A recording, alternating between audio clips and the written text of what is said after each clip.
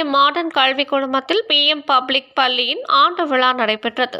அரியலூர் மாவட்டம் ஜெயங்கொண்டம் அடுத்த மகிமைபுரத்தில் PM public பள்ளியின் 2ஆம் ஆண்டு விழா குழுமத்தின் தலைவர் முனைவர் சி. பழனிவேல் தலைமையில் விமர்சையாக நடைபெற்றது. இந்த விழாவிற்கு கல்வி குழுமத்தின் தாளாளர், துணைத் தலைவர், நிர்வாக இயக்குநர் ஆகியோர் முன்னிலை வகித்தனர். இதில் சிறப்பு விருந்தினர்களாக முன்னாள் காவல்துறை அதிகாரி முனைவர் கலியமூர்த்தி IPS மற்றும் ஜெயங்கொண்டம் சட்டமன்ற உறுப்பினர் கண்ணன் ஆகியோர் கலந்து கொண்டு சிறப்புரையாற்றினர். இந்த விழாவில் மாணவ மாணவிகள் நடனங்கள் ஆடி தங்களது பல்வேறு திறமைகளை வெளிப்படுத்தினர். இதில் பெற்றோர்கள் மற்றும் ஆசிரியர்கள், மாணவர்கள் பெருந்திரளாக கலந்து கொண்டனர். நிகழ்ச்சியின் முடிவில் பள்ளியின் தலைமை ஆசிரியர் அருளா நன்றி கூறினார். நீங்கள் கவனமாக உபயோகப்படுத்திக் கொண்டீர்களானால் அது உங்களுடைய வாழ்க்கையிலே இப்போது இருக்கின்ற நிலையிலிருந்து மேம்பட்ட நிலையை அடைவதற்கு நிச்சயமாக உதவும் என்று என்னால் அறுதியிட்டு உறுதியாக கூற முடியும். முதலில் மாணவர்களுக்கு பேச வேண்டும் என்று நினைக்கிறேன். அதற்கு முன்னால் இங்கு வந்தவுடன் என்னை இந்த குத்து விளக்கை ஏற்றி வைக்க சொல்லி சட்டமன்ற உறுப்பினரையும் என்னையும் அழைத்தார்கள். எல்லோருமாக சேர்ந்து இந்த குத்து விளக்கை ஏற்றி வைத்தோம். இது எதற்காக இந்த இடத்திலே குறிப்பிடுகின்றேன் என்றால், முடிந்தவரை நான் உண்மையான நிகழ்வுகளையே சொல்லுவது வழக்கம். காரணம், அது உங்களுடைய இதயத்திலே பசுமரத்தாணி போல் பதியும் என்ற காரணத்தினால். நானும் மேதகு மனிதர் அப்துல் கலாம் அவர்களும் மாவட்ட ஆட்சித்தலைவர் அவர்களும் இதே போன்றது ஒரு விழாவிலே குத்து விளக்கை ஏற்றி வைத்து விட்டு வந்து அமர்ந்தோம். கேள்வி நேரத்தின் போது ஒரு பெண் எழுந்த அப்துல் கலாம் அவர்களிடம் கேட்டால், இந்தியாவினுடைய மிகப்பெரிய பெருமை என்ன? அடுத்த நொடி அப்துல் கலாம் சொன்னார், நான் இப்போது ஏற்றி வைத்தேனே குத்து விளக்கு, இது இந்துக்களினுடைய அடையாளம். நான் ஏற்றி வைக்க உபயோகித்தேனே மெழுகுவர்த்தி, அது கிறிஸ்தவர்களினுடைய அடையாளம். ஏற்றி வைத்த நானோ ஒரு இஸ்லாமியன். இந்த வேற்றுமையில் ஒற்றுமை தான் இந்தியாவினுடைய மாபெரும் சிறப்பு என்றார். நீங்கள் நினைத்து பாருங்கள் எத்தனை உண்மை என்று. அது கல்லூரி விழா என்ற காரணத்தினால் அடுத்து ஒரு மாணவன் ஒரு கேள்வியை கேட்டான். அவர் என்னிடம் திரும்பி, நீங்களே பதில் சொல்லுங்களேன் SP சார் அப்படின்னாரு. அப்படிதான் பேசுவார்.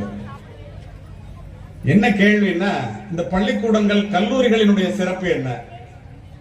நான் அவருடைய பதிலை ஒட்டியே சொன்னேன், நீ கோவிலுக்கு செல்ல வேண்டும் என்றால் ஒரு இந்துவாக இருக்க வேண்டும், மசூதிக்கு செல்ல வேண்டும் என்றால் ஒரு இஸ்லாமியராக இருக்க வேண்டும், தேவாலயத்திற்கு செல்ல வேண்டும் என்றால் ஒரு கிறிஸ்துவராக இருக்க வேண்டும். PM கல்வி குழுமத்தை போல ஒரு கல்லூரிக்கோ பள்ளிக்கோ நீ வர வேண்டும் என்றால் மனிதனாக இருந்தால் மட்டுமே போதும். அதுதான் இந்த பள்ளிக்கூடங்களினுடைய சிறப்பு. படித்தவர்கள், படிக்காதவர்கள், ஏழைகள், பணக்காரர்கள், உயர்ந்தவர்கள், தாழ்ந்தவர்கள், யாராக இருந்தாலும் ஒருவரை ஒருவர் பார்க்கும்போது கேட்கின்ற முதல் கேள்வி என்ன? எவ்வளவு பணம் வச்சிருக்கீங்கன்னா? இல்லையே, புள்ள என்ன படிக்கும், எங்க படிக்குது, எப்படி படிக்குது, என்ன படிக்குது என்பதுதானே ஒழிய வேறல்ல.